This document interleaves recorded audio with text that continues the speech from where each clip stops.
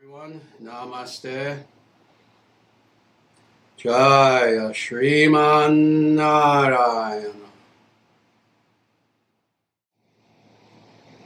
Very good.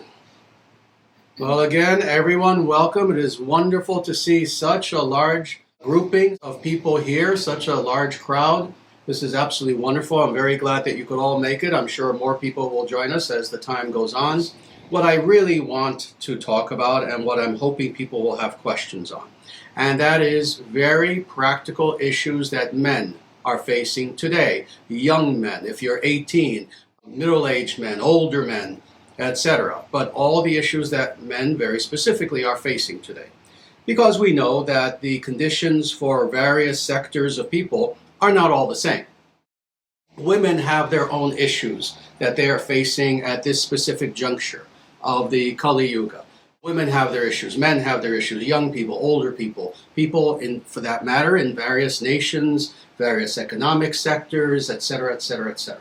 So that being the case, again, what we're focusing on today specifically is men. And before I begin with questions, let me just make a few remarks, actually. Because, again, people know I have commented on this several times through various interviews, Q&As, in some cases just giving actual talks about this issue. And that is this, before we even talk about men's issues. In this specific juncture of the Kali Yuga, 2025, what we have experienced is that all normality has broken down. Of course, it hasn't broken down of its own accord. It's not like it was some accident and it just happened to happen. No, it was broken down for us by evil, malevolent forces in the world. This was done very much on purpose. This was a project that began, one could say an extremely long time ago. It began really with the Enlightenment era, but it also, of course, exponentially got worse and worse and worse. So you can point out different eras where this problem of the breakdown of tradition, of normality, etc. occurred. You can't point to one specific date. Again, it just got worse and worse and exponentially so. So certainly, again, it started to get bad during the Enlightenment era, so 17th, 18th century, etc. It continued to get worse in the 19th century. It continued to get worse post-World War II. It got worse even still after the 1960s, during and after the 1960s. And, of course, in recent decades, we can see that there have been certain milestones by which the malevolent forces who control us have done their best to destroy traditional, i.e., healthy society.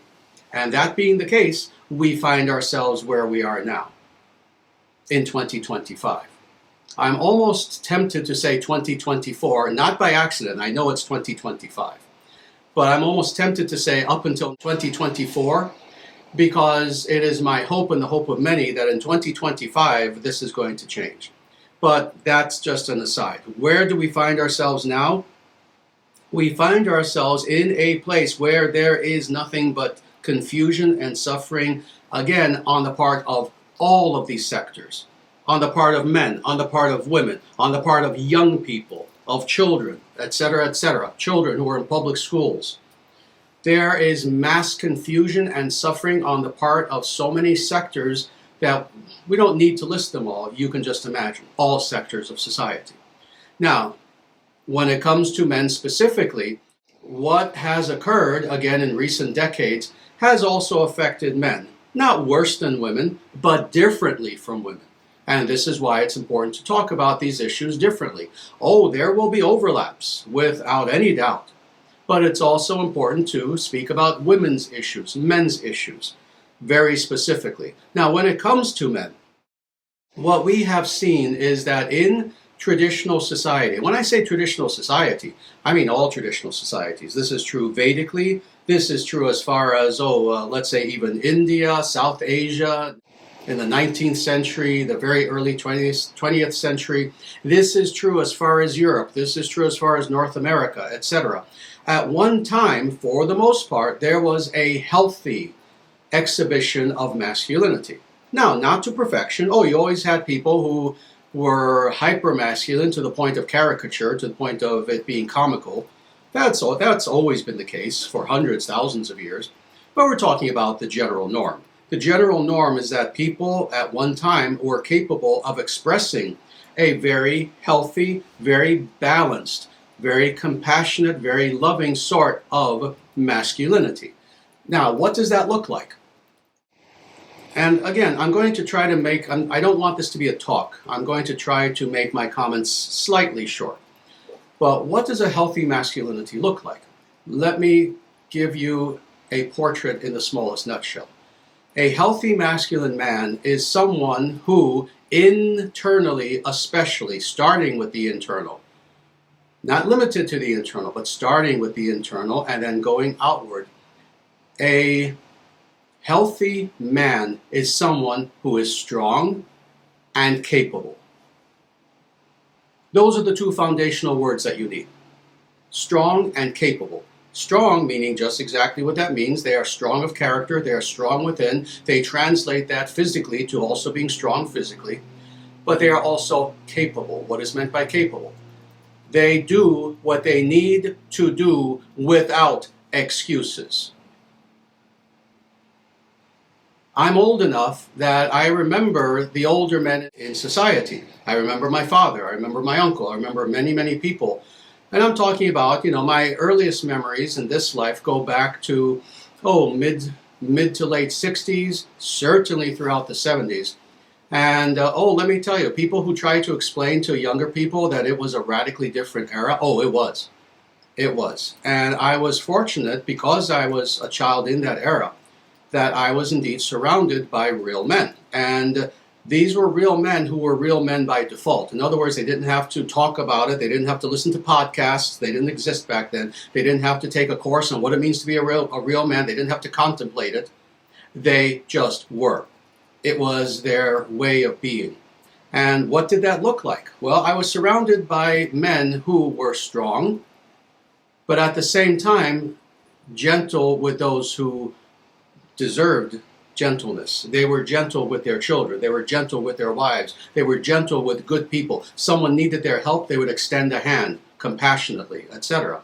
But they were also capable, meaning whatever was the task at hand that needed to be done, whatever it was, whether it was their job, whether it was for their family, whether it was a personal goal that they had, etc.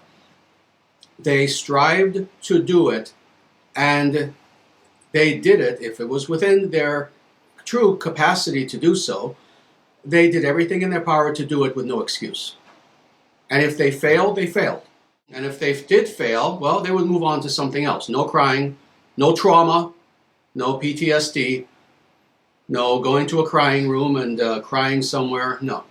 This is what men were like. This was what my father was like. My father actually was an epitome of this. He was a man who was so strong that if there was someone threatening around, my father with one look would make that other guy just scurry away with his tail between his legs. My father was a very big guy. He was a masculine man. He was Italian, what can I say? On the one hand. On the other hand, in my lifetime as a child, I can barely remember once when he raised his voice at me. And that is a real man. You are strong when you need to be, and you don't muster it up. You just are.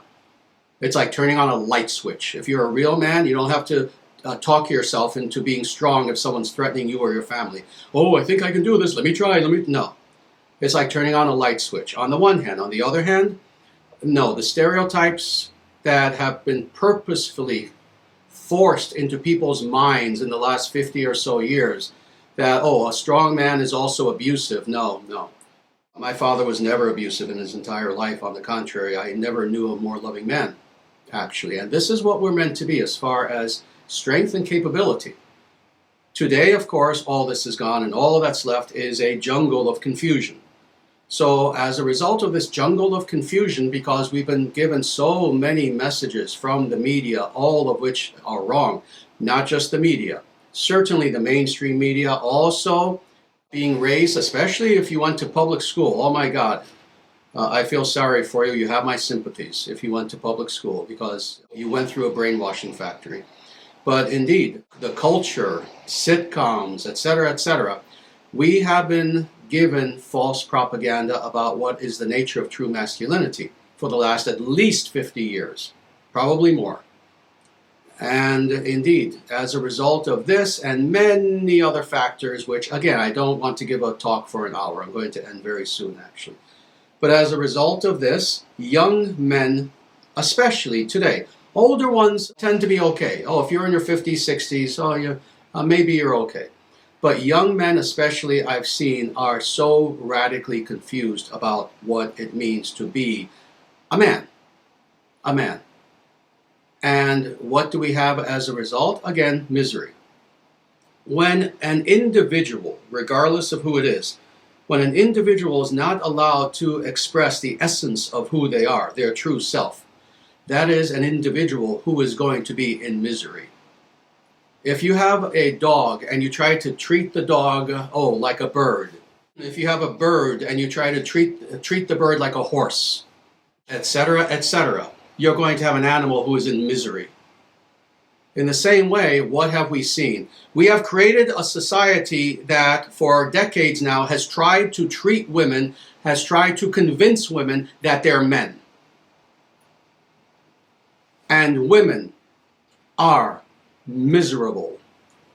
In the same way, we have a society that has tried to tell our young men that man? No, that has no meaning. Oh, we don't know. No. It has, not only does it have no meaning, what little meaning it has is all negative. And now what we have is a society in which for decades now, they have tried to convince men that any healthy expression of masculinity is poisonous. And what do we have now as a result? Millions upon millions of young men in North America, in Europe, throughout the totality of the world who are confused about who and what they are. What we have is deep psychological suffering. Well, this is going to be eradicated now. This is going to be healed. We need to heal both men and women.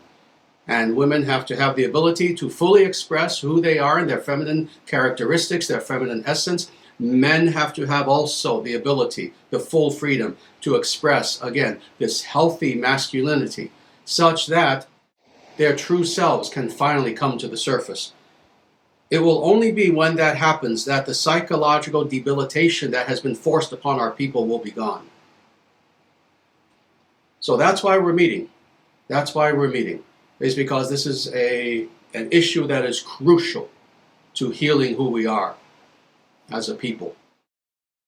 So all that being said, I'm going to make myself stop here. This is the introduction. And now, again, I would like to open things up for questions. So the first question is, Namaste Sri Acharyaji, my obeisances unto you. Does the practice of semen retention help strengthen the subtle body? And is there a time frame by which the most significant effects of semen retention show their results? Thank you for your guidance, Gurudeva. Yes, excellent question. And as you know, I did an entire video on this. I believe it's called The Way of the Brahmachari. But this is an important topic, and I would love to speak about this a little bit more right now. Indeed, semen retention for a man specifically is something that is crucial. I'm not going to go into the entire science of this because I did actually in that video, The Way of the Brahmachari. But let me just say that it is extremely good for men when it comes to everything from physicality, everything from the luster that they have to the physical strength that they have to quite literally even looking more attractive, having a glow about them, charisma, etc., etc. But that's all surface level. What you're asking about is the subtle body. It does indeed help to strengthen the subtle body. It's very interesting that you ask this. Very intuitive of you. Because, of course, when people think of semen, of course, it seems to be something physical. But the properties of it are actually extremely subtle. Semen is a physical thing. It is there. It's within the body. But at the same time, the effects that it has is that it carries indeed the very essence of the person himself. And what is meant by the essence? Not necessarily purely the spiritual essence, but all of the other very subtle aspects of what makes that person that person. That being the case, when a person exercises semen retention, indeed, it does several things. I can talk about this for an hour, but I won't actually. It gets very technical. But let me mention the most important things. First of all, it helps to build that bridge between sthula sharira and sukshma sharira, between physical body and the subtle body. As people know, we have both of these, materially speaking. But at the same time, for most people, to have that bridge between the two, i.e., to very easily, energetically, and with awareness go back and forth from one to the other, for most people is difficult. When one retains their semen, that is not the only thing, but one thing that helps to bridge these two aspects of the person, the actual physical, corporeal body, but then also that subtle body as well. So indeed, it is very helpful. Then you ask, and is there a time frame by which the most significant effects of semen retention show their results? By time frame, I'm going to answer two aspects of what you may mean by this. If you mean like what age, well, certainly the earlier, the younger one is, the better. This is why the Vedic civilization is brilliant beyond all, literally, I mean this quite literally, take my words seriously, beyond all human comprehension. A human being left to their own devices, not knowing anything about Vedic civilization, would never be able, through their intelligence alone, to come up with even 2% of it. But this is one aspect that is very amazing. It's understood that the way that you especially benefit yourself as a young man is when you're a teenager and into your very early 20s.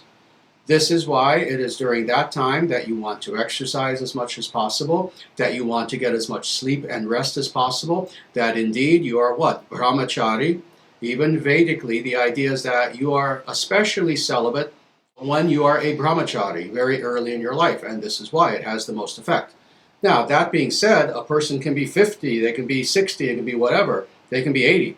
And to retain semen is certainly something that is helpful for a man. But it has its greatest effect when a person is in their late teens and early 20s. That's the time. Now, as far as time frame, maybe you're also speaking about, for how long should a person have semen retention? Let me just state it this way. This is one of these things. There is no upward limit. In other words, the more semen retention a person has, the better. That is the principle. At the same time, of course, for a man to be quite literally celibate for all of his life is not recommended in this day and age, in the Kali Yuga. So, yes, if you can have semen retention for a month, well, that's better than a week. If you can have semen retention for 6 months, that's better than 1 month, etc., etc. But ultimately, if a person, let's say, is especially a little bit older, late 20s, 30s, 40s, you do want to sometimes practice semen retention, but if you're married, then that's a very different thing. Then, of course, you have a duty to engage in sexual relations with your wife. That's part of what it means to be married. So, indeed, semen retention is always a positive thing, but within the proper context. But it's Namaste, Sri Acharyaji. How do we become more strong and capable? Thank you very much. Let me say also, actually, before I even do that, in order to have full capability, first you have to be strong. So in other words, of the two of these, if you need to work on one and then the one first and then the other second, you want to work on strength first. First you work on strength, and then after strength, then you work on capability. Why is that the case? No one who is weak can be capable. That simple. That simple. But let's talk about strength first. As far as how does an individual become strong? In every way. See, this is something that's important. Again, you start with the internal, but you don't stop there. Let's talk about the internal. First of all, you have to become strong in all of those internal abilities that you have as a man. And this is true for women as well. But again, we're talking about men specifically.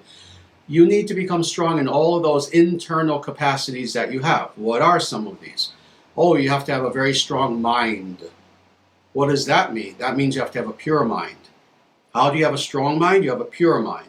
You have a mind that is not covered in the fog of lust, the fog of illusion, the fog of vices, the fog of anarthas, etc. So you have to have a mind that's clear, that is pure, and that way you have a strong mind. In the same way, you need to also have a strong intellect. What does this mean? You need to be able to think very logically. If you don't know how to think logically, Start learning. It's actually not that difficult. At some point in the future, this is one of the books in my queue that I want to write. I'm going to write a book on Jnana Yoga specifically, but that's not coming out for a few years. In the meantime, study logic.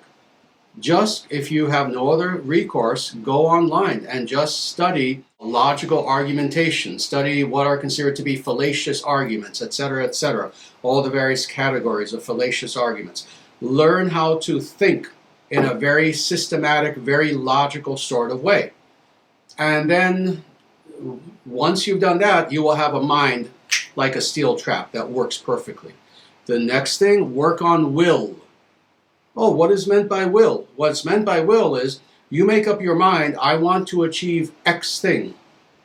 Make your will, quite literally, not like steel. People used to say that in the past, like titanium. And that means that, oh, you have a vision for what you want to accomplish for yourself, for the greater good of the world, whatever it is. But you have a vision that you want to accomplish. Become the sort of person who, even if it takes you half your lifetime, you accomplish that no matter what. Your will becomes manifest, and perfectly so. And then, of course, what else am I going to say? The foundation of it all. Become strong spiritually. And what does it mean to become strong spiritually? This is actually the hardest of things. Because, again, in, I believe, the last live stream, I mentioned this, how spiritual growth is not something to be seen as merely quantitative, but as qualitative. What does it mean to be strong spiritually?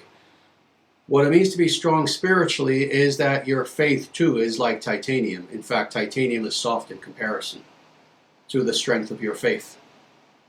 So build faith, build faith, build faith, and trust in God, and trust in Sanatana Dharma as much as possible.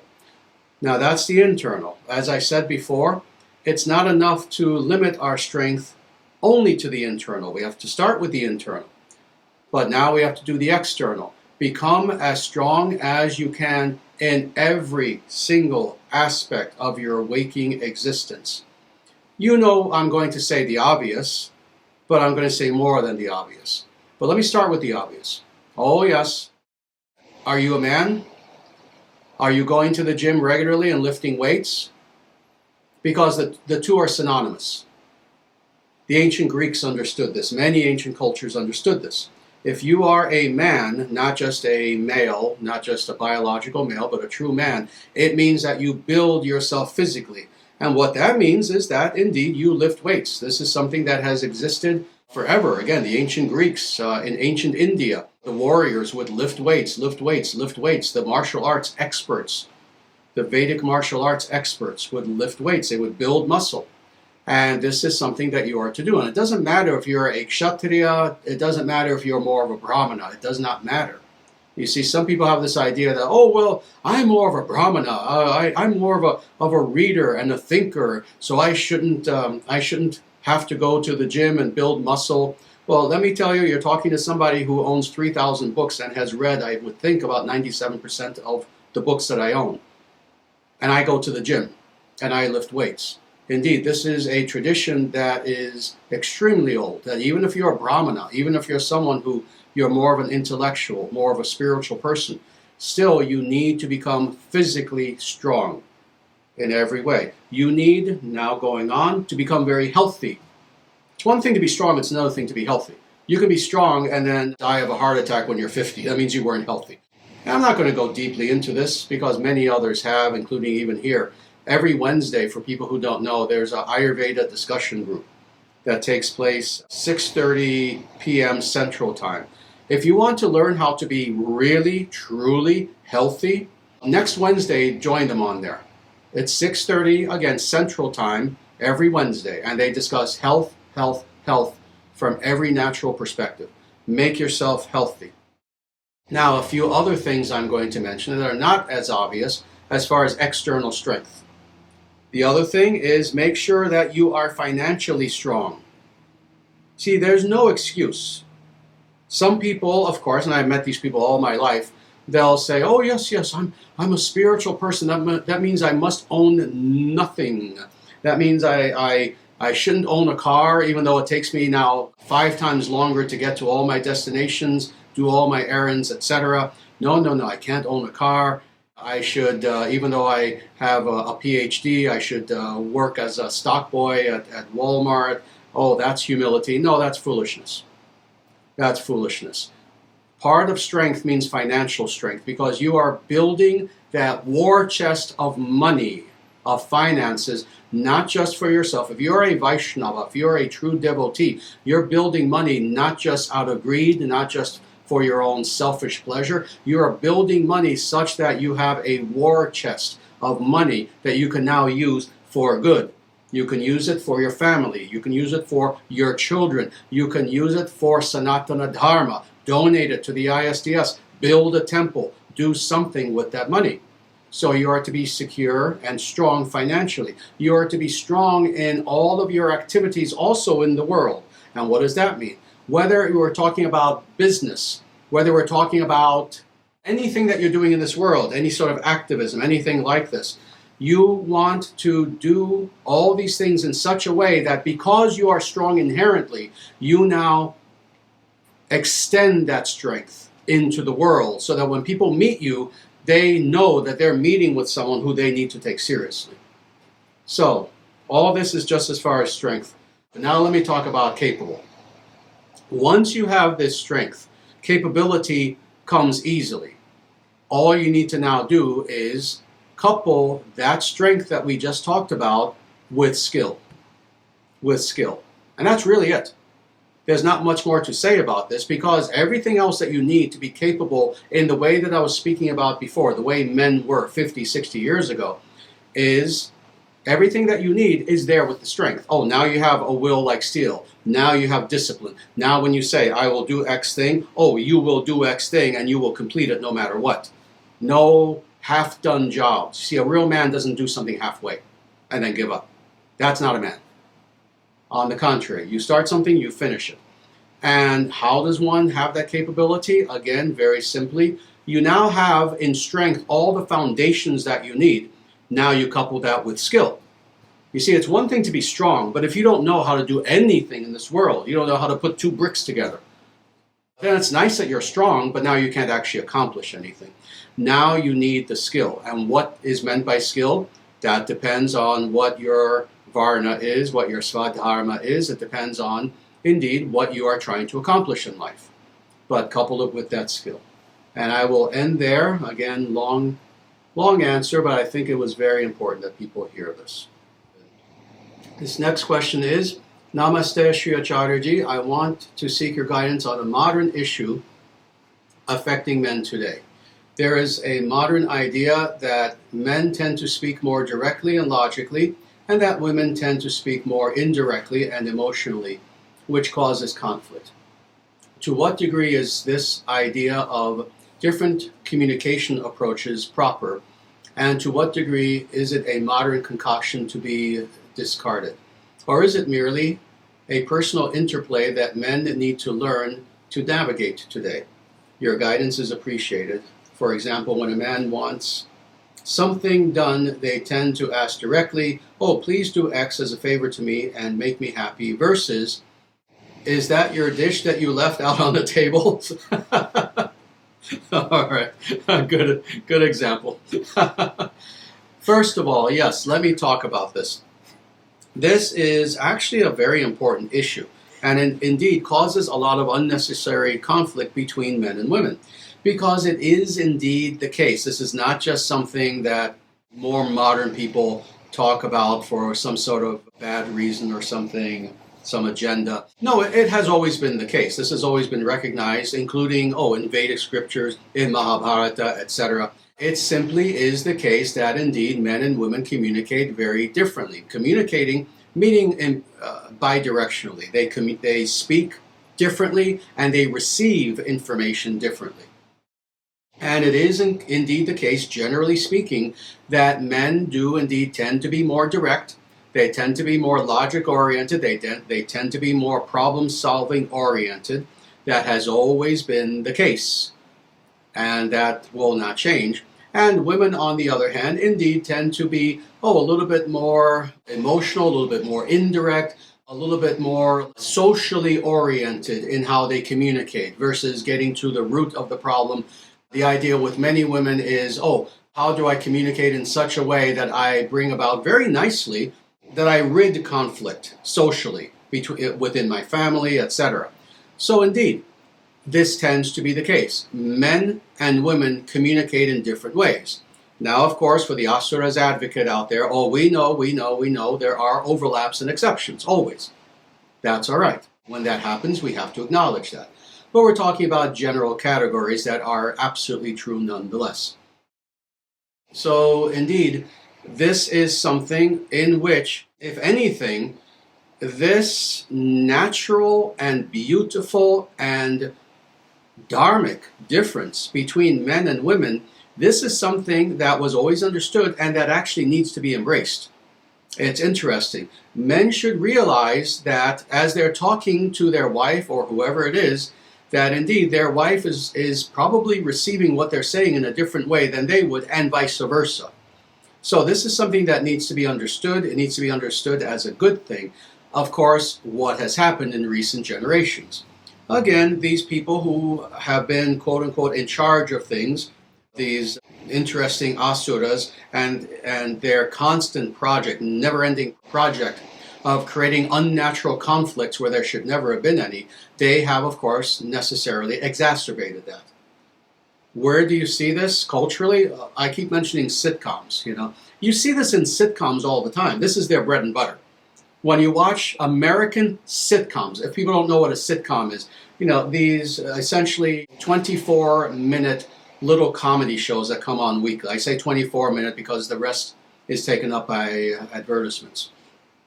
When you see these writers and producers purposefully exacerbating this. Oh, the guy is always hyper-rational, and of course, the woman has to put him in his place and show that, no, there's more to the world than just being rational, and on and on and on. And there's conflict. Well, there does not need to be conflict there. Rather, in a healthy Vedic society, we recognize the fact that men are men and women are women, and indeed they can harmonize their differences. And this is just almost as an aside. Let me just say this. When you see a man and a woman indeed perfectly harmonize their differences, their masculine and feminine differences, it is a beautiful thing to see. It is a beautiful thing to see. It's rare to see today. But when you do see it, it's beautiful. And that's what they are to do in this situation as well, as far as communication. Men need to understand how their wife communicates and receives communication, and vice versa. And when you have that, then yes, there tends to be a lot more harmony. All right, the next question. Namaste Acharyaji, what is the true essence of a father? How does one best act as a perfect father in 2025? That is truly a wonderful, wonderful question. And let me talk about what it means to be an ideal father. This is an ideal father in accordance with the Vedic scriptures, Vedic teachings, etc. The father has a very, very special place in the life of his children. First and foremost, this is true, again, historically, regardless of society. The father is the individual who protects the child. Now, having said what seems obvious, let me go a little bit deeper. When we talk about protect, we mean not just the obvious. We mean, not just protect the child from lions and tigers and predators and all kinds of crazy, evil people. In other words, not just physically protect. That certainly is one thing, and that's crucial. That's a given. It's so much a given that we barely even have to mention it, but it does have to be mentioned today. So certainly protection in that sense, but protection of the child in every sense. And that means you protect not just the child's body, you protect their upbringing. You make sure that their life, that their experiences as they're growing from a baby to the point where they're 18 and beyond, you make sure that their experiences are protected. What is meant by that? That means that you surround that child, you surround literally their senses with all that is positive, that is good, that is healthy, that is sattvic, that is spiritual, and that will help them to grow. And then conversely, anything that is the opposite of these things, you keep away from them at any cost. at any expense, at any cost. You keep anything bad and negative far away from them, as far as their actual experience in this world. So indeed, this is what it means to be a good father and to protect. Another thing that I'll mention is that the goal of a father is that they are there to also help their child grow. Now, this is interesting. Here's where you have seemingly some overlap, but at the same time difference. Does not the mother do that as well? Absolutely. But what technically is the difference? Both mother and father, their task is to help that child grow, and of course grow in the right way. The difference is this. The mother provides all of the essential nutrients by which the child will grow. What does that mean? Oh, that means certainly food, of course, but no, much more than that. It means emotional nutrients. It means literally nurturing. It means giving to that child all of the quote-unquote food that they need in order to grow. What the father does, on the other hand, as far as helping the child to grow, is providing the boundaries by which that child will grow in the right direction. If you can imagine this, we've all seen this. This is what I'm envisioning in my mind. You know how there are certain trees, certain plants, where when they're growing, they tend to be very delicate, and you'll see that sometimes serious gardeners, they'll have a little something growing. It can be the beginning of a tree or a plant, and what do? They will create like a skeletal sort of thing around the plant so that it doesn't fall over, so that it grows up instead of sideways, etc. We've all seen this.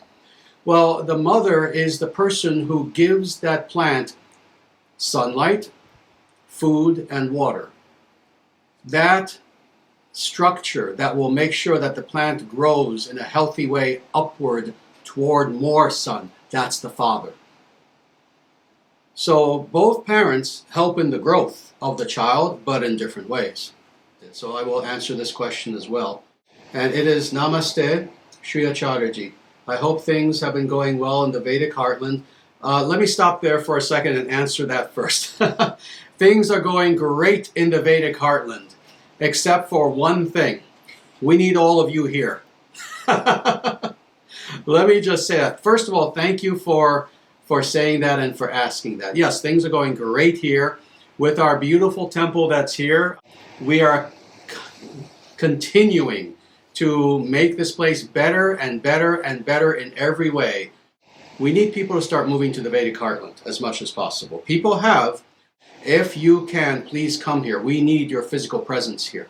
We want to create a community here that will be hundreds and hundreds and hundreds of people strong as a start, and in which we can all be together and work on projects together to further Dharma.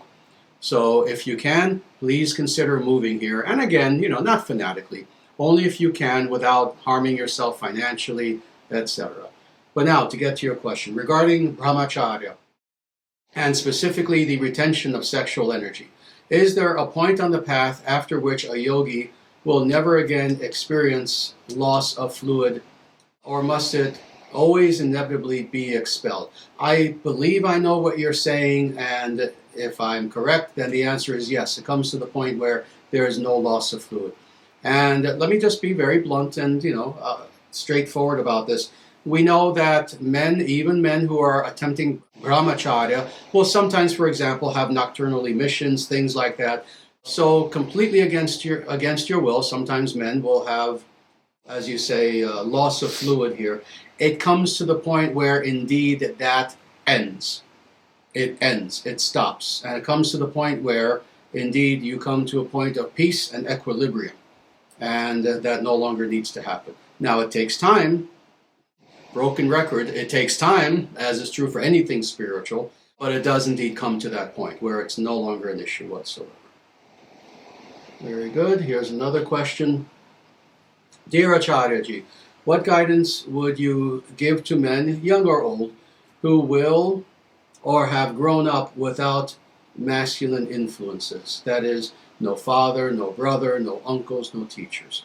Can a boy become a man simply by inherent nature, or must he be guided by family, friends, or by society? And if I may ask one other question, is virginity a male virtue or strictly a female one? Nice. Very, very good. These are excellent questions, actually. And I'm going to answer your second question first because I want to spend some time talking about the first thing that you asked. So let me first answer this. Is virginity a male virtue or strictly female one? It is both. Yes, it's a male virtue as well. It is more important for the female, that for all sorts of biological reasons, etc., but it is important for men as well. This was always recognized. This was recognized Vedically. This was recognized, even as far as very early Christianity. It was recognized that being a male virgin was something that had inherently good qualities to it, etc. It was something that was important. So both are indeed important. Now, let me look at the first part of your question, and that is, what does a young man do if they grew up without any positive male influences in their life? And indeed, that does happen these days. Again, as I was saying, that's why I first started by my comments at the very beginning. Again, the Rakshasas who are currently controlling society, they have wanted to truly destroy traditional society from as deep within as possible, starting from as deep within as possible, and then extending outward. That being the case, of course, we know that psychologically they have tried to deprive people in general, but also young men, of the sustenance that they have needed. Psychologically, a young man does need male influences. This is something that is crucial. That's why in every traditional society, and when I say traditional, I mean truly, even more recent Christianity, going back like 500 years, this is true in Buddhism, but especially, of course, truly ancient times. This was the case, that it was always understood that a young boy has to be surrounded by strong, positive, healthy male role models. So it's something that's crucial. But now, all that being said, let's say that indeed you have a young boy who did not have that. Now you ask, is it possible that just by his inherent nature, that such a person can have masculinity still come to the fore in who he is? Let me answer this in this way. In a truly traditional society, yes, that can certainly happen. Again, it's more difficult. It's more difficult. But men are men.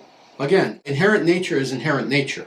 That being the case, even if you had a young boy in a traditional society, so again, let's say America 200 years ago, or Europe 500 years ago, Vedic culture, let's say 4,000 years ago. Even if you had a boy who did not have positive role models, there's still a very good chance that eventually that masculinity that is inherent there will just come out. Again, more difficult. It's not a matter of them being equal. No. If there's a choice, you want the male role models. Now, all that being said, today, it's not merely that we're living in a traditional society where that inherent masculinity in a young man is not only allowed, but even encouraged to come out. Now we are living in a society where masculinity has been demonized. So that being the case, it makes it especially difficult. That again, you have a young man in this scenario. He's 30 years old, 25 years old, 35, whatever. He could be 50 years old. And it is the case that he had no male role models. And even with all that, that inherent masculinity wants to come out, but you have every message around you telling you, no, it's bad, no, suppress it, no, it's evil, no, it's poisonous, etc., etc. What sadly ends up happening is that when it does inherently come out, it comes out in a warped way. It comes out in a warped way. Meaning what? Meaning that what you will often find is, and of course I've met hundreds of such young men, where, they had no masculine role models. They grew up amidst all the anti-male propaganda. And as a result, when they're, again, pick an age, 25, they do realize, oh my Lord, this is not what I want to be. I want to know what it means to be a man. What will often happen is that it will then come out in a hyper masculine sort of way. In other words, in a caricatured sort of way. These are the guys who go too far. These are the guys who become MGTOW. These are the guys who just go too far. They start having a violent mentality. Oh, I want to be a man. I want to be a man. What does that mean? I have to start collecting guns. I have to start collecting guns. I have to always think about violent things all the time. Oh, I have to not just go to the gym, but I have to go to the gym for 3 hours a day, 6 days a week. And they go too far. Oh, women, no, women are beneath me. And they start to fill out this role of becoming the caricature that has been told to them. They start to play this villain, where, again, the caricatures that were told to them, what are men? Oh, men just abuse women, and they hate women, and they talk down to them, etc. That was given to you by the fake media, but they start to believe that. And they think that, oh, what it means to be a man is, this is what I've been told. All right, I'm going to fulfill that now. I'm going to talk down to women, and etc., etc., etc. So again, that masculinity comes out in a warped way.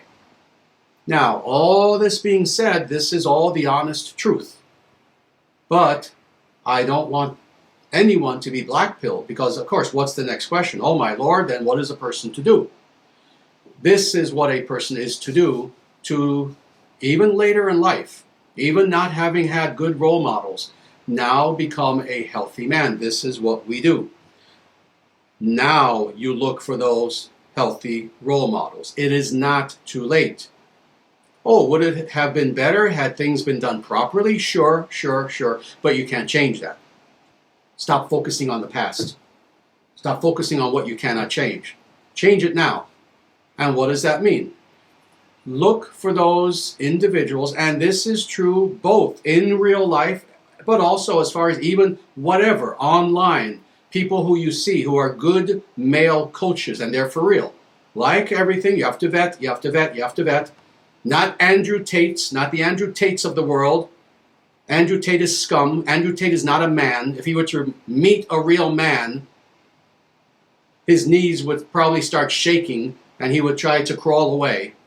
No. Try to get information from men who are real men, again, who have this balance. They are so strong, you look at them and you realize, oh my God, this man is a pillar of strength, and yet you see kindness in his eyes.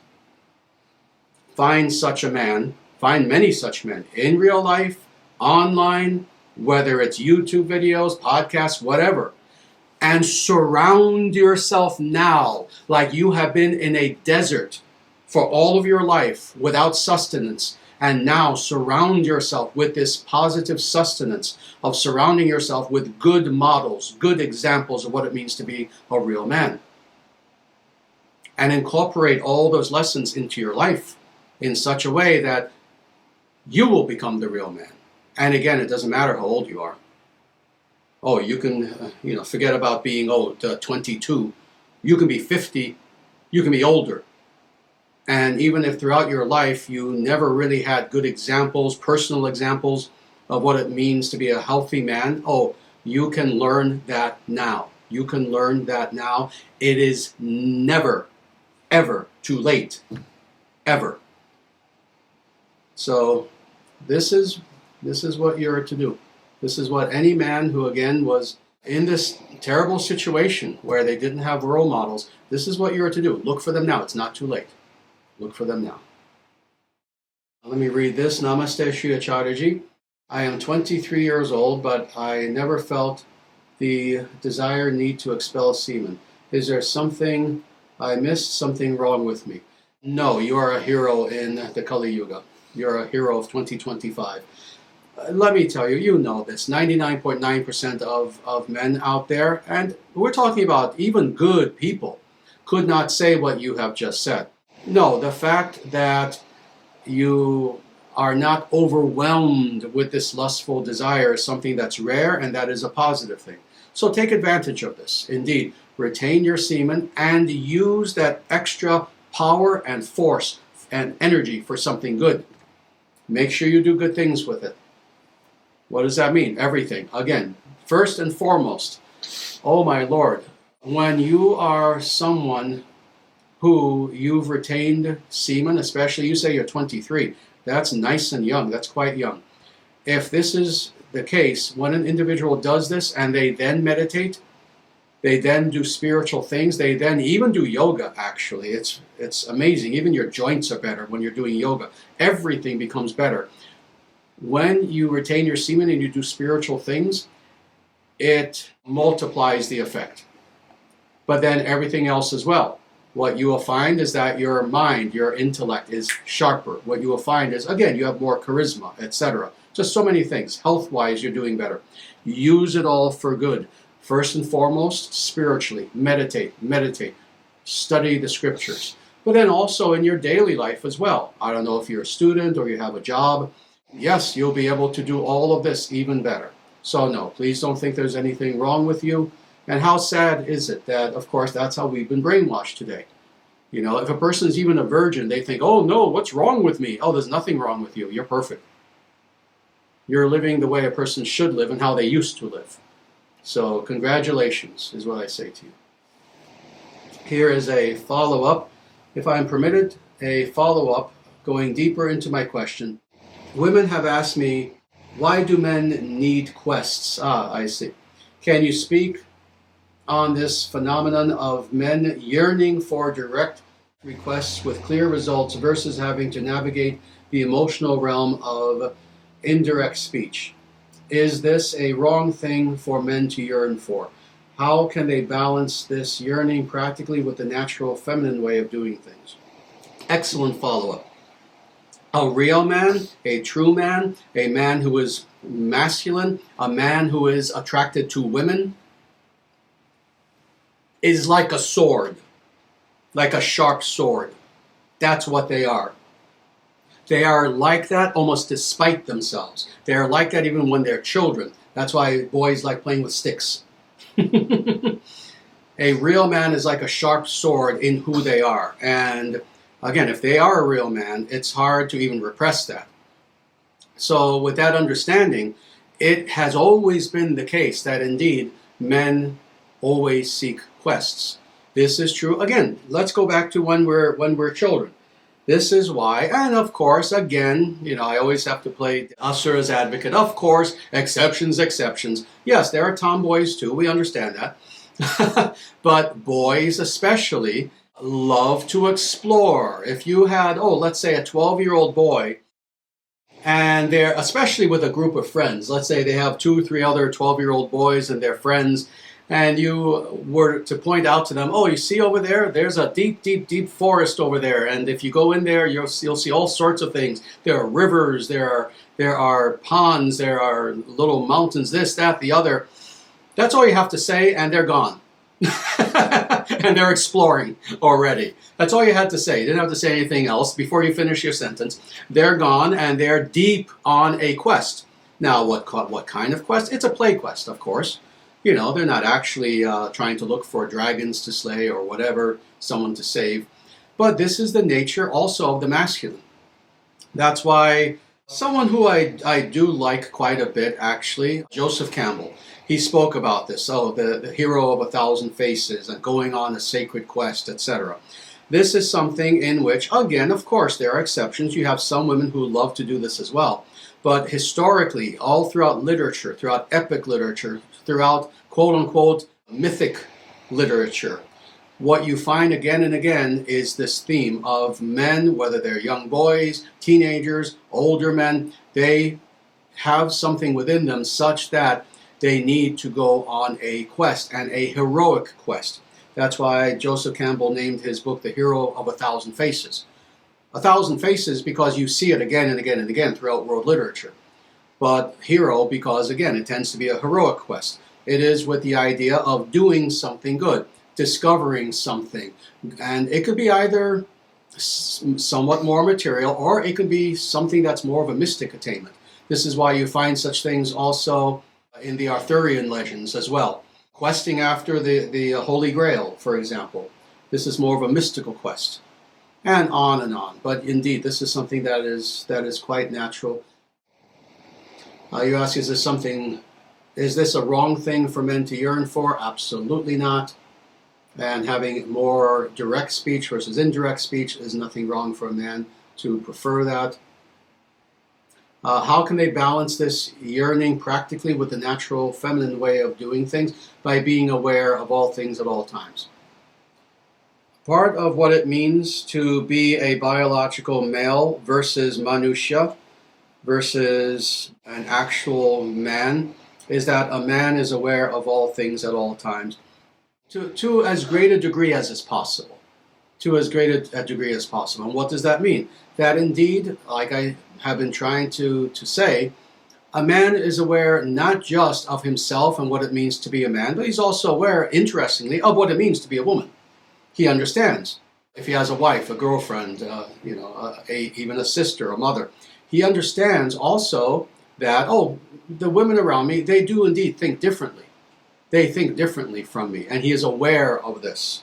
And this is how you bring about a balance. That on the one hand, you be you, you be faithful to who you are as a man. On the one hand, you don't look for excuses, you don't even have to tone down who you are as a man at all. No, be as masculine, and again, in a healthy way as you can, on the one hand. On the other hand, always take into account everyone who is around you, for that matter, not just women. Even a dog, even a cat, anyone, any living being.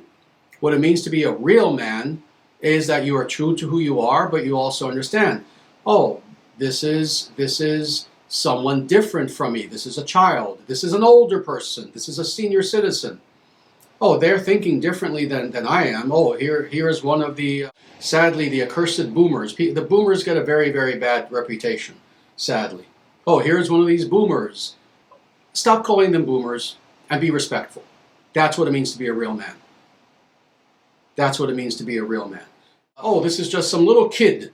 No, be respectful. It's a child. Of course they're thinking differently than you. Accommodate that in your strength. In the same way, oh, here is a woman. Accommodate who they are within the field of your strength. This is what it means truly to be a man. That, no, you're you. You don't have... You see, this may be surprising how I'm stating this. No, you do not even have to compromise. To compromise is wrong. You actually never compromise who you are as a masculine male, but rather you appreciate the differences. That's the difference. For that matter, a woman should never have to compromise her femininity. But should she accommodate the idea that, again, there are others in the world? And most specifically, what we're talking about today, men who have a very different nature, yes, they have to accommodate that. So, I hope that answers the question. Very good. This is another, yet again, good question. Namaste, Sri Acharyaji. Public school systems in America in this day and age are very female-oriented. Because of this, young boys struggle in school and are less engaged. Young girls are excelling while the boys fall behind, at rates never seen in the past. How can we fix the public school system to create an environment where boys thrive and learn? Very good question, and let me tell you why this is a good question. Because there is no doubt that this is true. This is absolutely the case, and let me indeed talk about this a little bit in depth. Indeed, it was the case that in varying cultures, depending on which culture you're talking about, this was true even in America, let's say North America as well, but this was also especially the case if you're talking about Europe, if you're talking about other places in the world, if you're talking about India, if you're talking about Japan, many different places, and that is that the further you go back in time, the more there was a gender balance amidst teachers. So when it came to teachers, no, it was not the case that like today, they seem to be 90% women. No, the further back you went, it was closer to equal parity.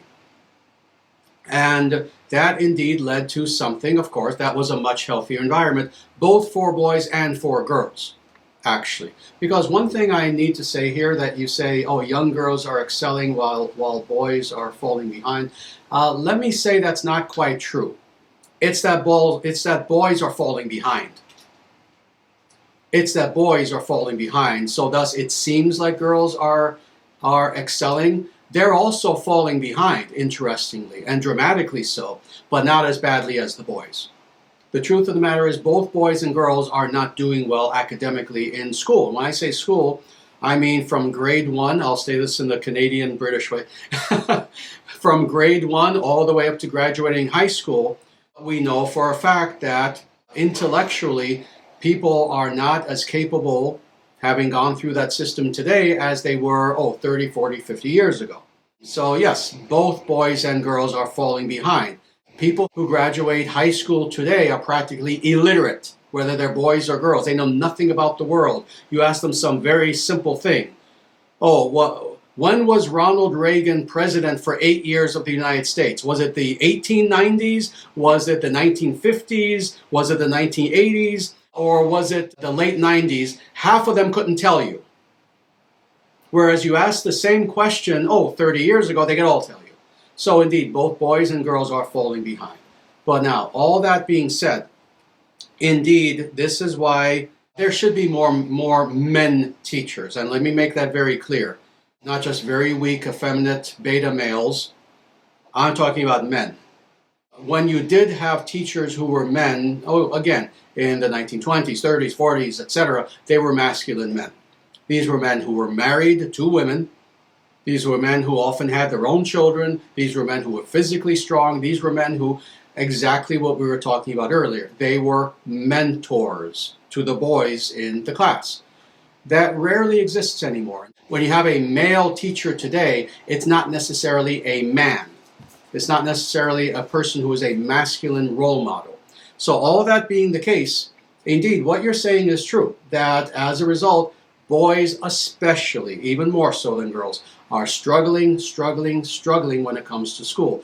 This is why very often they seem so bored. This is why they give up so easily. They feel oppressed. They're told by their blue and pink-haired teachers that, you're a male, there's something inherently wrong with you. You're not going to rape anyone at the age of 12, are you? They literally just beat these young boys into submission psychologically and make them feel like second-class citizens. And this is something, indeed, that has been a travesty. This is part of what I was talking about earlier when I gave my introduction, speaking about how, yes, it seems that society itself, the institutions of society, have been at war with what is real and what is good and what is healthy. And this has been the case for generations. So we see this especially when it comes to young boys. Now, all that being said, so yes, I agree with this.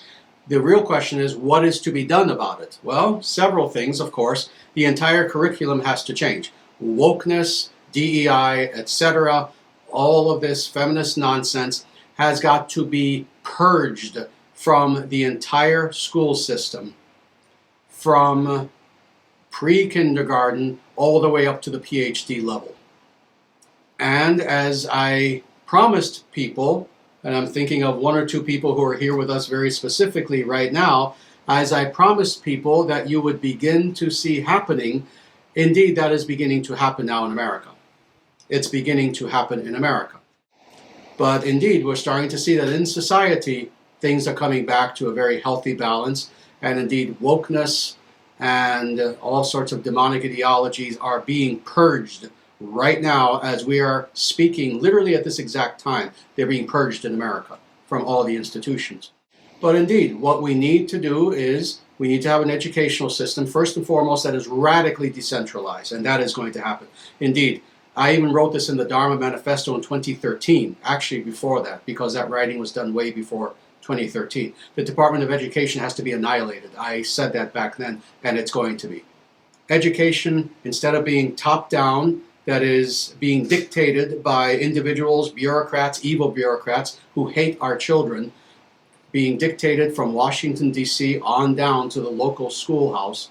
Instead, everything must become localized and controlled by the parents, number one. Number two, indeed, there has to be more parity. There has to be more parity between the genders when it comes to teachers. We have to encourage masculine men to become teachers, and thus role models for our boys. I think I mentioned already that the entire curriculum has to be changed, purged of anything that has created these problems, We need to reintroduce spirituality into the schools because, interestingly, real spirituality, and everyone knows this about me by now. You know what I mean by real spirituality. Not fake spirituality, not New Age, not anything modern. Real spirituality, when practiced, naturally brings about the natural. That is, when a person is raised in a truly religious and spiritual environment, people are then encouraged to and free to become that which they inherently are. So boys act like boys, girls act like girls, men act like men, women act like women, etc.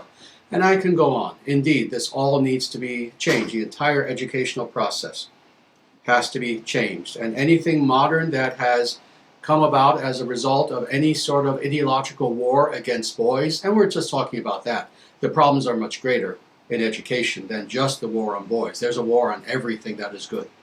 It has to be annihilated. And now, I believe, we see the evidence of what I said when I promised you that indeed Marxists are going to be eventually purged from every university, first in America, then North America, then Europe, then throughout the world. It is going to happen. First, we start with the institutions of power. First, we start with the Justice Department. First, we start with the State Department. I know the State Department very intimately, and it is a seat of evil. First, we start with the institutions. Then we go to more private institutions. Then eventually we go to universities.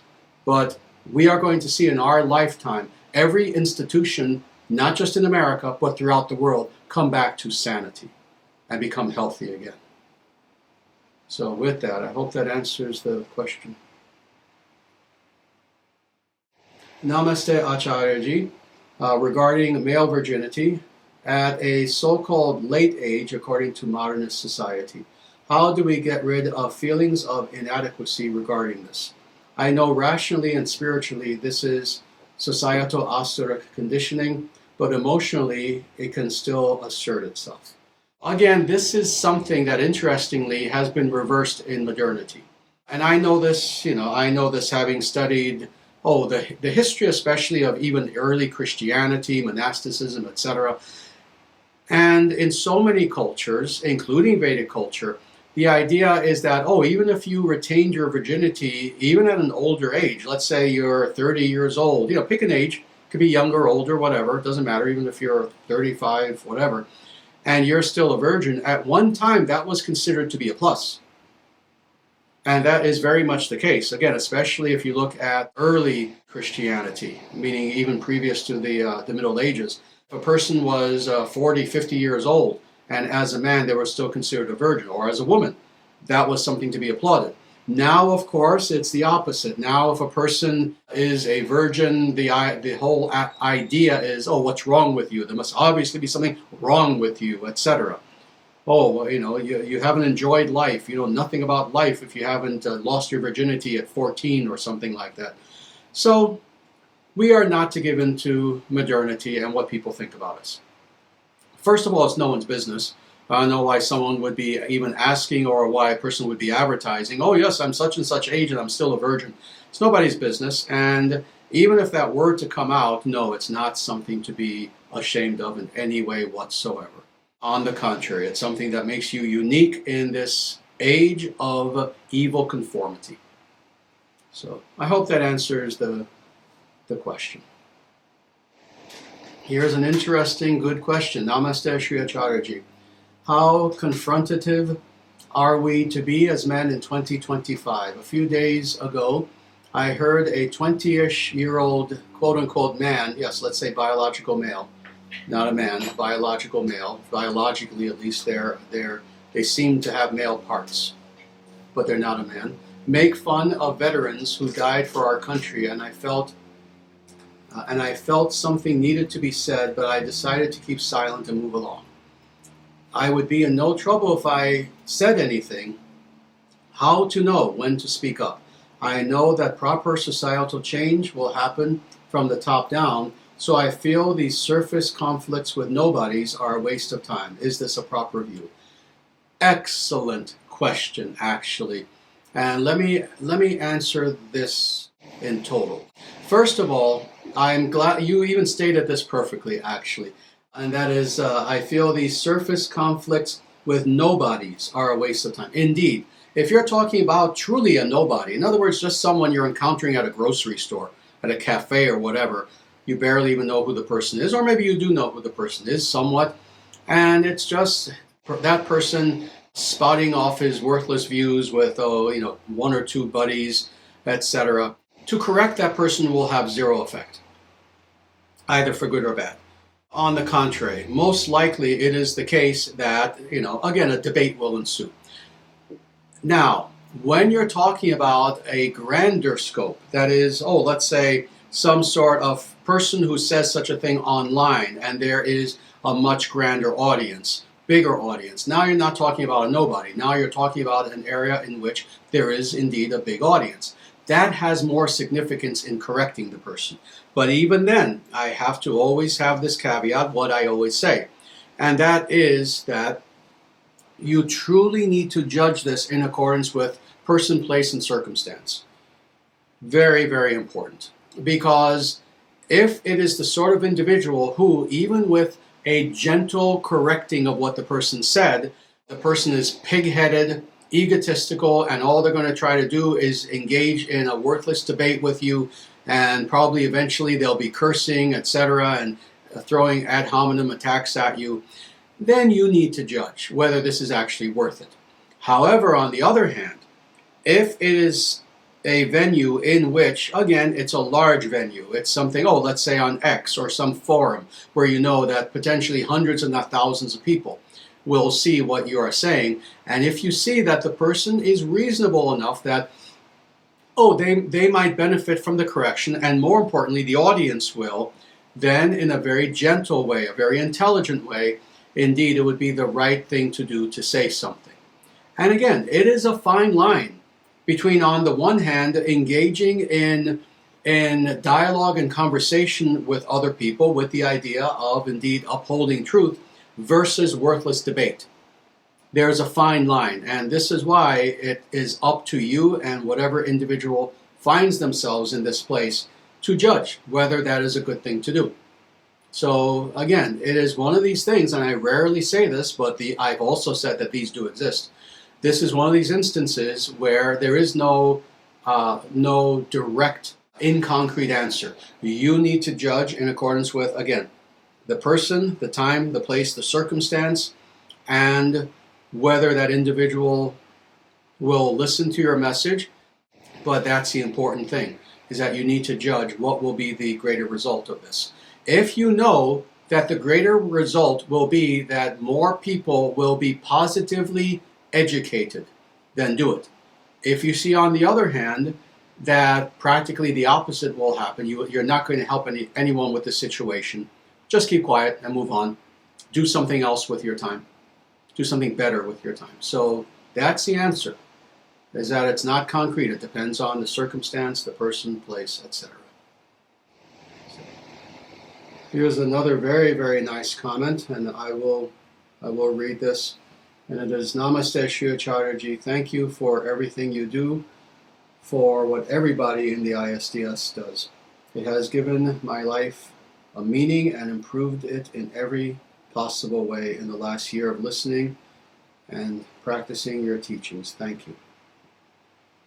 If I may say, thank you. Thank you for that wonderful comment. And indeed, it's not just me. It's everyone who is a serious follower of the ISDS. These teachings are something that I fell in love with 51 years ago, at the age of 10, when I first read the Bhagavad Gita. And these are teachings which, properly understood, and that's the key, properly understood. Now, what's meant by properly is in the real way, authentically, in accordance with the Vedic scriptures. These are teachings that can take lumps of coal and make them into gold.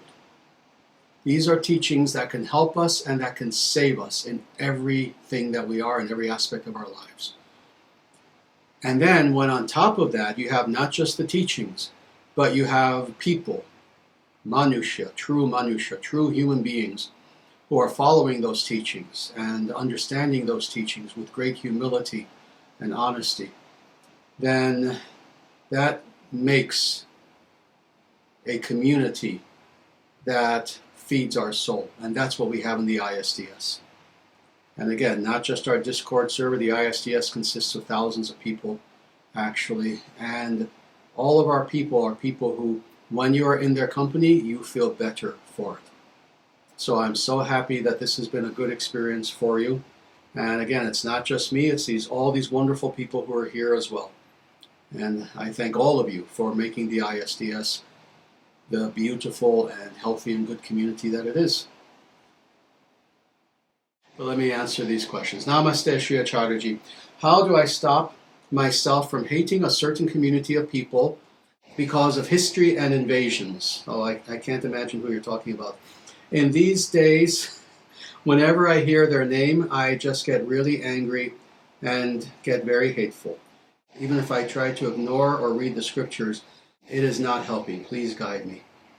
Very good question. And let me say, actually, with this question that you're asking, you are not alone. Again, myself, having been on this path consciously for 51 years and knowing exactly what you're talking about, and having known many hundreds, if not thousands, of individuals who feel the same way that you do, let me give you the answer that I try to give them as well, and that is this. Too many people focus on the negative groups that have attacked Sanatana Dharma. For some people, what they think it means to be quote-unquote Hindu is that that's what you do. They themselves as individuals, they don't practice anything. Some of them are not even vegetarians. Again, I've met these people. I've known such people for 50 years. I've worked with some of their leaders very closely, actually, to the point where they've literally flown me places to give talks to big audiences, etc., etc. And so many of these people, this is what they think it means to be quote-unquote Hindu, is, oh, I hate this group for what they've done to us. I hate this group for coming in and trying to convert us, etc., etc., etc. And what I always point out to them is, instead of focusing on the negative, understand that because all you do is focus on the negative, that's why you lose. And that's why it continues. Instead of hating the other, love your people. Love your people instead. What does that mean? See, it sounds cute and nice. It almost sounds new age. Oh, love your people. What does that mean? That means make your own people strong in the very core essence of who they are. What does that mean? That means spiritually. That means, again, so many of these people who they're in the same boat as what you've said. I've met these people. Indeed, I know them to this day. Many of them, I have their phone numbers of some of the biggest Hindu leaders on earth. And many of these people, they're not vegetarian. Oh, I hate what so-and-so has done to our Hindu community. They're not vegetarian. They don't meditate. They don't study the scriptures, etc., etc.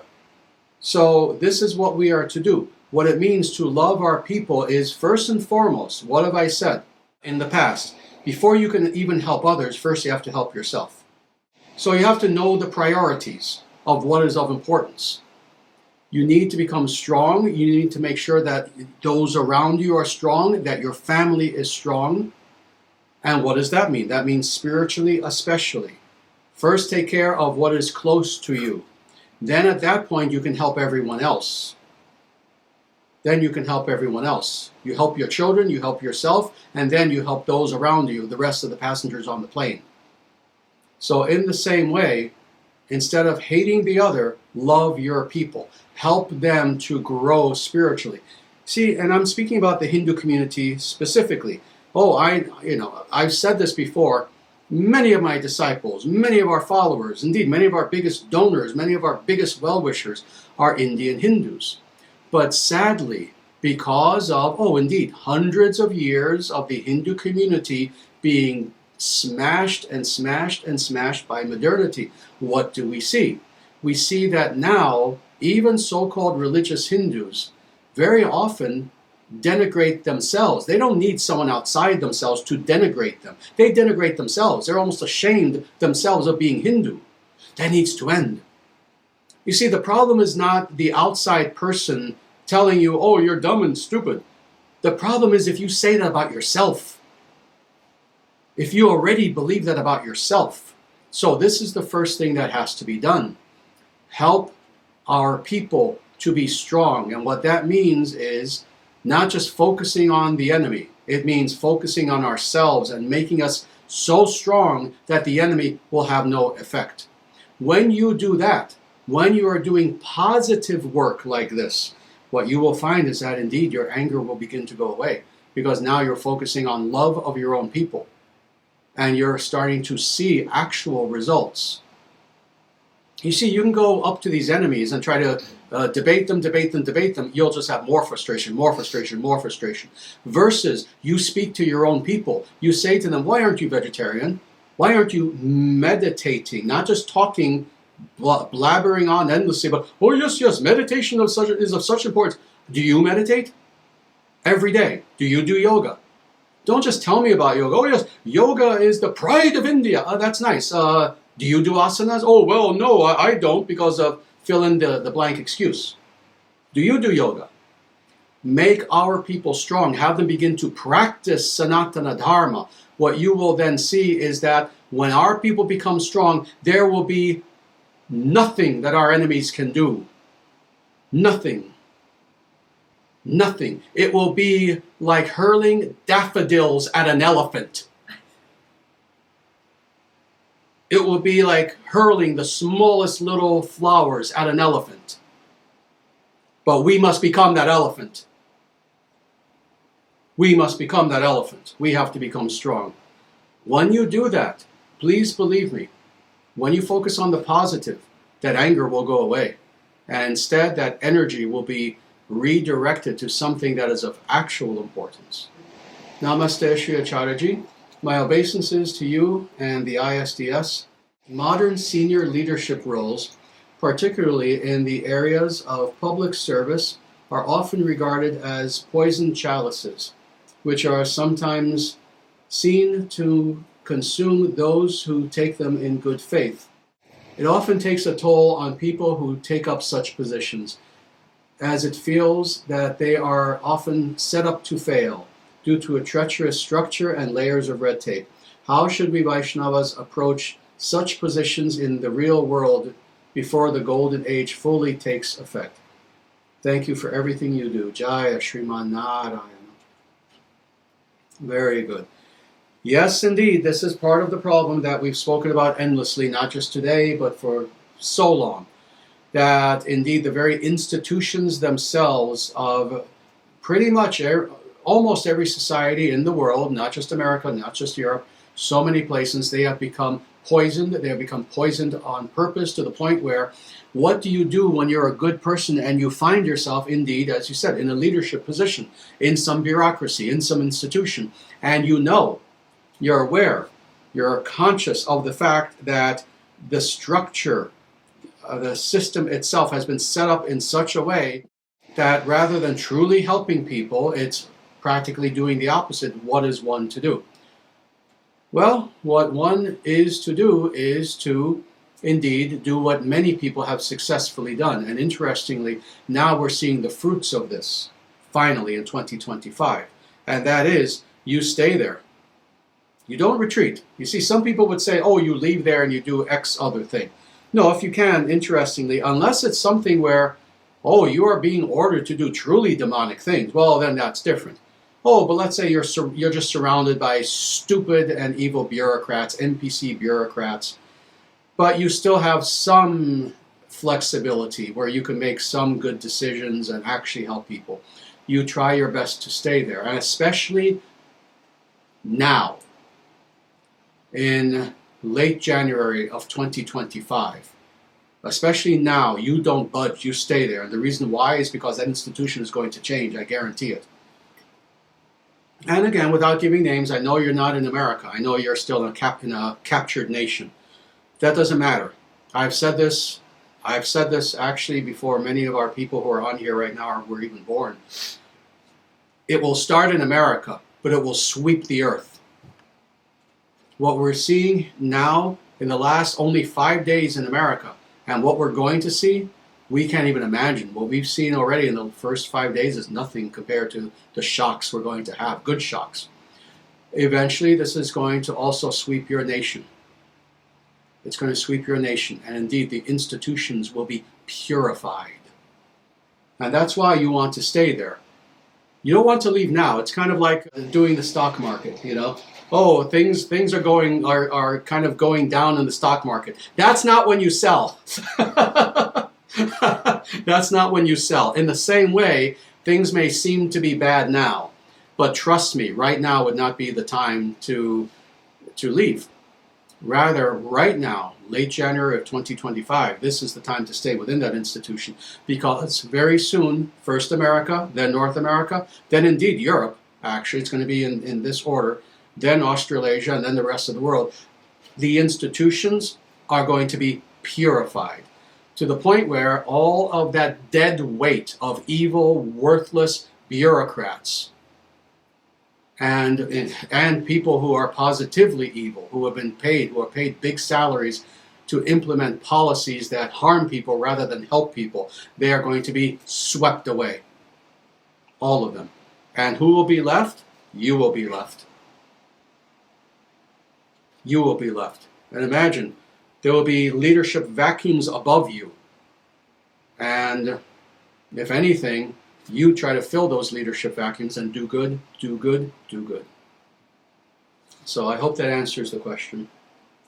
That is what we should do as Vaishnavas. That is our long march through the institutions.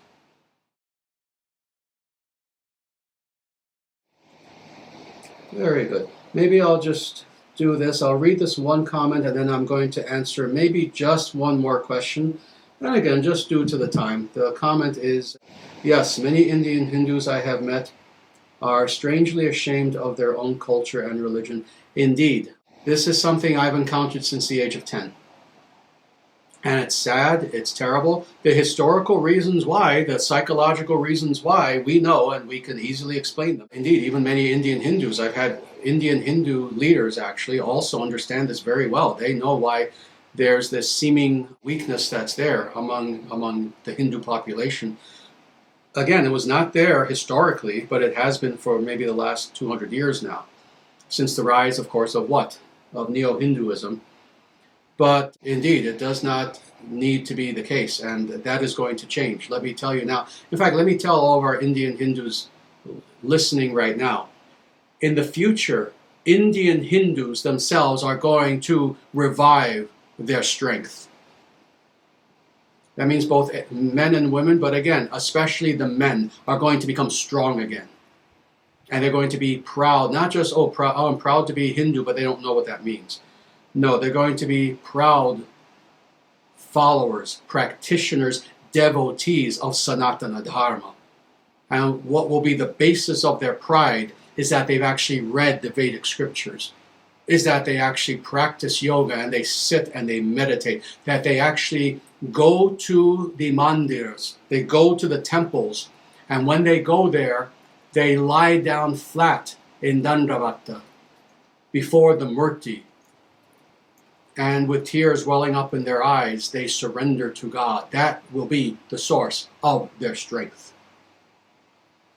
And this is what we're waiting for, and it will happen. Now again, let me answer this one last very good question. How can a man connect with the power of his ancestors, grandfathers and great-grandfathers, even if he doesn't know who they were because there are no records or stories left? You contemplate who they probably were in accordance with their historical circumstance. This is something I've done all my life, actually. In other words, yes, I understand what you're asking here. It's one thing to have, ancestors who, you know who they are. Maybe you even have photos of them, or you know their names, something about them. But what about those truly ancient ancestors who, we're talking about 1,000, 2,000, 3,000 years ago? who, oh, you know they obviously were there. They have to have been there, otherwise you wouldn't be here. But you don't really know anything about them. How do you connect with them? What you do is this. It's an actual practice. I've actually done this. I began doing this when I was a teenager. You contemplate the era and the place in which you know that they were. And you learn everything that you can historically about that era. And I mean everything. You learn, oh, what was the typical person like then? That's probably what my ancestor was like. What was their religion? What was their way of dressing? What were their values? What was their culture like? What foods did they eat? Everything you learn about this. And now you sit and you contemplate that, what was that culture like? What would it have been like to be in that culture? That's what my ancient ancestors actually experienced. And you think about this as far as the good and the bad experiences that they had. You think of the glory of their culture, and you think of the challenges that they had as well. You think of it all. And in this way, you try to understand what they most likely were like. And what you commune with is indeed the very image of that ancient culture itself and the people of that culture, understanding that your ancestor is there. Also, among that crowd of ancients looking back at you. You understand that. You may not know their names, but they are there.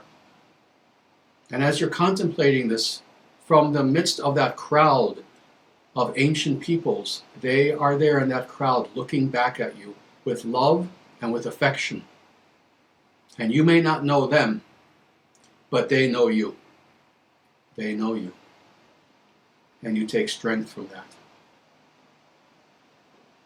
So this is how you commune with these truly ancient ancestors, that you may not know their name, but again, they know you, and they're with you. And you take solace in that. And to end this perfectly, and you take strength in that.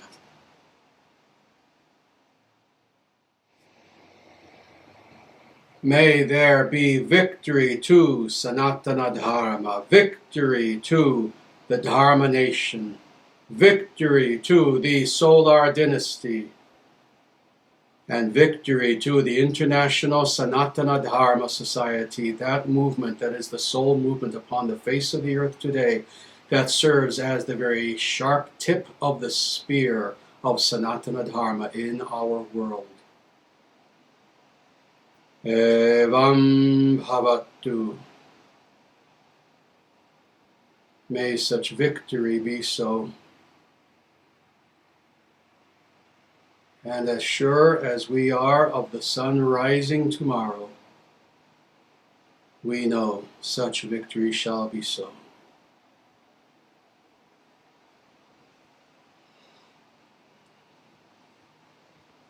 Thank you, everyone. Please take very good care, and always remember, do not fear.